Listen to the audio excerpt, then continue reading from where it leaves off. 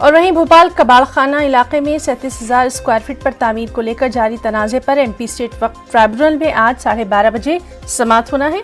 अजरा की मुतनाज़ ज़मीन पर एक फरीक को 17 जनवरी को कर्फ्यू का निफाज करते हुए भोपाल जिला इंतजामिया ने तामीर की इजाज़त दी थी, जिसके खिलाफ मोहम्मद सलमान ने एमपी वक्फ ट्राइब्यूनल में अर्जेंट समाअत के लिए यानी फौरी समाअत के लिए अर्जी दाखिल की थी। वक्फ ट्राइब्यूनल ने पहली समाअत के लिए 21 जनवरी की तारीख मुकर्रर की थी, मगर इस दिन राजदेव ट्रस्ट के वकील के जरिए दस्तावेज को जमा करने के लिए जब मजीद वक्त तलब किया गया तो ट्राइब्यूनल ने समाअत के लिए 23 जनवरी की तारीख मुकर्रर की। 21 जनवरी को एमपी वक्फ बोर्ड ने मज़कूरा जमीन पर वक्फ ट्राइब्यूनल में अपना दावा पेश किया था।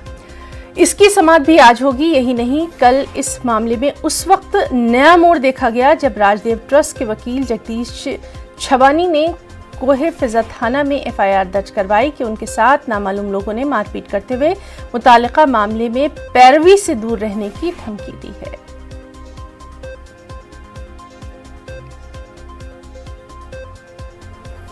और चलिए सीधे रुख करेंगे हमारे नुमाइंदे मेहताब आलम का। मेहताब, काफी अहम समाअत होना है एमपी स्टेट वक्फ ट्राइब्यूनल में आज, क्या कुछ और तफसीलात? पर मामला इसलिए भी संजीदा है कि एक मामले को लेकर पूरे भोपाल को बंद कर दिया गया था। 3 थानों में कर्फ्यू तो 8 थानों में दफा 144 का निफाज था और वहां पर जो है चैलेंज इस बात को लेकर किया गया है कि तमाम जो मोहम्मद सलमान, उनका कहना है कि जिला इंतजामिया आज तक कोई ऐसा काम नहीं दिखा सकी है जिसमें कहा जाए कि किसी एक फरीक के हक में फैसला किया गया और उसको जो है पोजीशन दिलवाने के लिए इंतजामिया ने कार्रवाई की। अर्जेंट समाअत के लिए उन्होंने वक्फ ट्रिब्यूनल से रिजॉय रुजू किया था, जिसमें उनकी दरख्वास्त को कबूल की।